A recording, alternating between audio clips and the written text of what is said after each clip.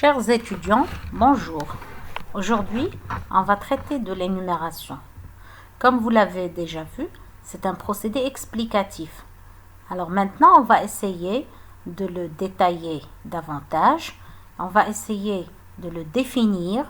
Donc, qu'est-ce que l'énumération? Nous allons voir comment peut-on faire une énumération.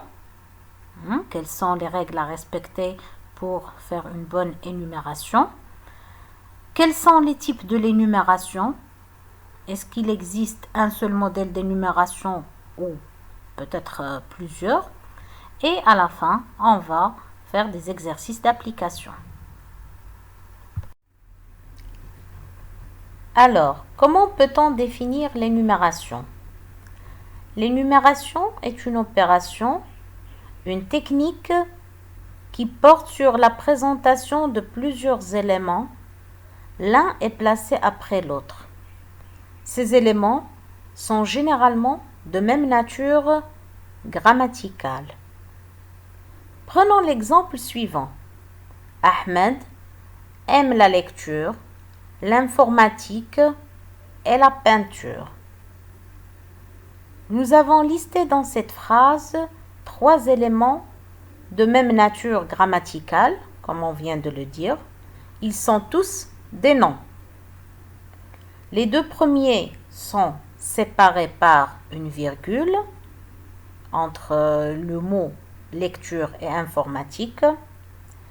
Et le dernier, le troisième, il est relié aux autres par la conjonction de coordination et la peinture. Donc, on peut dire que l'énumération sert à présenter les aspects d'une réalité, que ce soit dans un texte explicatif ou dans un texte descriptif. Comment faire une énumération? Pour faire une énumération, il faut placer un élément après un autre, dans le but par exemple d'informer, d'expliquer ou de décrire. On peut énumérer les noms, comme dans l'exemple précédent, ou les adjectifs, les verbes, les groupes de mots, ou même des propositions entières. Une proposition, c'est-à-dire un constituant de la phrase. La définition de la proposition, c'est un constituant de la phrase qui se compose d'un sujet et d'un verbe. Donc, pour énumérer, on utilise la juxtaposition. Que veut dire la juxtaposition? C'est-à-dire, un élément est posé à côté de l'autre. Et on utilise aussi la coordination par l'emploi de la conjonction « et ». Lisons l'exemple suivant. Elle a un sourire contagieux, chaleureux et rassurant. Nous avons ici 3 adjectifs qui qualifient le mot ou bien le nom sourire. Deuxième exemple. Le chat mangea une souris qu'il avait trouvée, marcha jusqu'au garde-manger en boitant et miaula pour attirer l'attention de la vieille femme. Dans cet exemple, l'énumération renvoie à 3 propositions. Alors, les 3 propositions sont identifiées par la présence des verbes. Vous avez le verbe manger, le verbe marcher et le verbe miauler.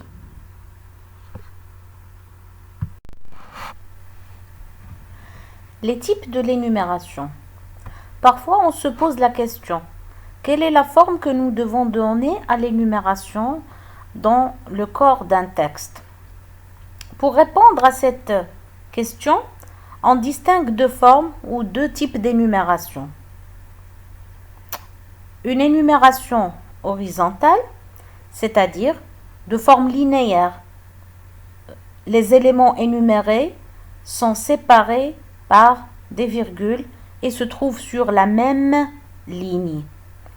Cette forme d'énumération est intégrée dans le texte, comme les exemples que nous avons vu précédemment.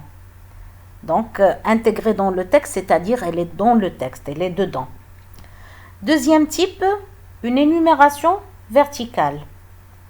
Alors, il s'agit d'une forme verticale annoncée par 2 points. C'est-à-dire, avant de commencer l'énumération, on met 2 points, comme les 2 points d'explication. On met un tiret ou des puces avant d'écrire chaque élément de l'énumération.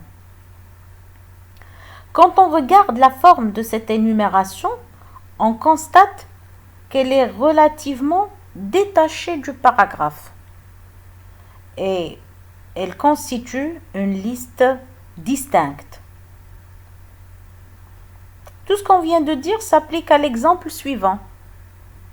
Un bon rédacteur recherche la clarté, la simplicité, la concision. Donc voici le modèle d'une énumération verticale.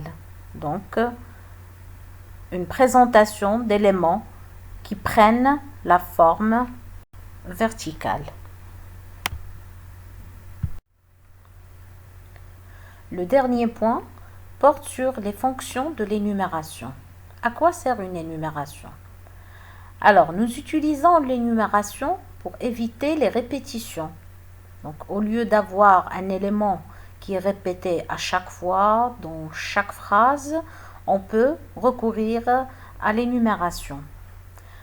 Insister sur certains éléments plutôt que d'autres. Donc, si on veut mettre en valeur certains éléments, donc on peut très bien les détacher et les mettre sous forme d'une énumération verticale pour attirer l'attention du lecteur. Accélérer le rythme de la diction. Au niveau de l'oralisation, on peut présenter plusieurs éléments sous forme d'énumération pour les dire rapidement. Dernier point ou bien dernière fonction, c'est pour créer un effet d'abondance. Justement, l'énumération nous permet de présenter beaucoup d'éléments, d'accord, parce que c'est une forme qui reste brève et concise de présentation. Donc, on peut très bien faire passer plusieurs éléments sous forme d'énumération. Passons maintenant aux exercices d'application. Alors, après avoir pris connaissance des éléments les plus importants par rapport à l'énumération, on va essayer de faire ces exercices. Alors, vous avez le premier exercice. À partir de tous les mots de chaque liste, construisez des phrases qui contiennent une énumération en apportant les transformations nécessaires. Alors, ici, vous avez sur chaque ligne une série de mots.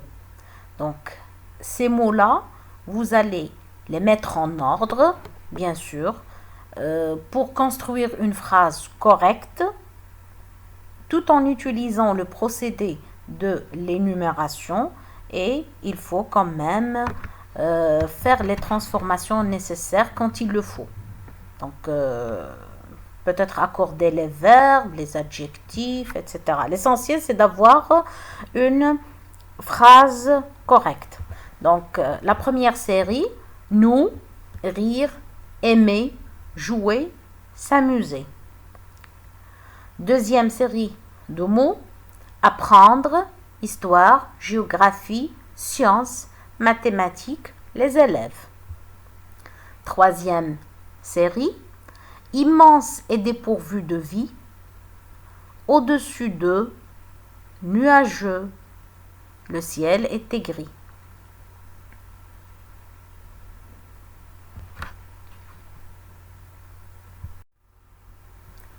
On passe au deuxième exercice.